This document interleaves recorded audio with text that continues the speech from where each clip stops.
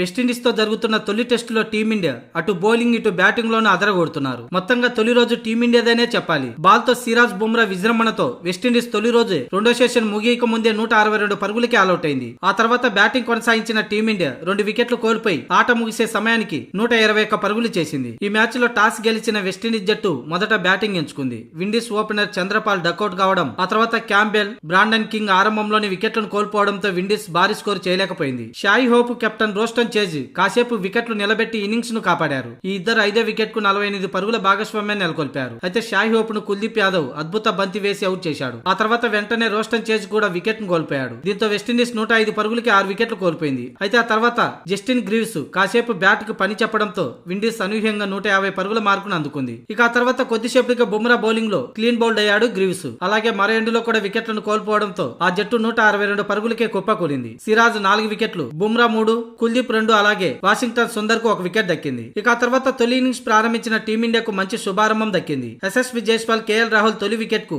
68 పరుగులు జోడించారు. అయితే జైస్వాల్ తన వ్యక్తిగత 36 పరుగుల వద్ద వికెట్ ను కోల్పోయాడు. ఇక ఆ తర్వాత ఫస్ట్ డౌన్ లో బ్యాటింగ్ కు వచ్చిన సాయి సుదర్శన్ కేవలం 7 పరుగులే చేసి పెవిలియన్ చేరాడు. దీంతో 90 పరుగులకు 2 వికెట్లు కోల్పోయిన టీమిండియా ఆ తర్వాత తొలి రోజు ఆట ముగిసే సమయానికి వికెట్ నష్టపోకుండా 121 పరుగులు చేసింది. కేఎల్ రాహుల్ 114 బంతుల్లో 53 పరుగులతో నాటౌట్ గా నిలవగా, శుభమన్ గిల్ 42 బంతుల్లో 18 పరుగులతో క్రీజ్ లో ఉన్నారు. ఇంకా భారత్ తొలి ఇన్నింగ్స్ లో 41 పరుగులు వెనకబడి ఉంది. మొత్తానికి చూస్తుంటే రెండో రోజు మొత్తం టీమిండియా బ్యాటింగ్ చేస్తే ఇన్నింగ్స్ తేడాతో ఓడించే అవకాశం ఉంది.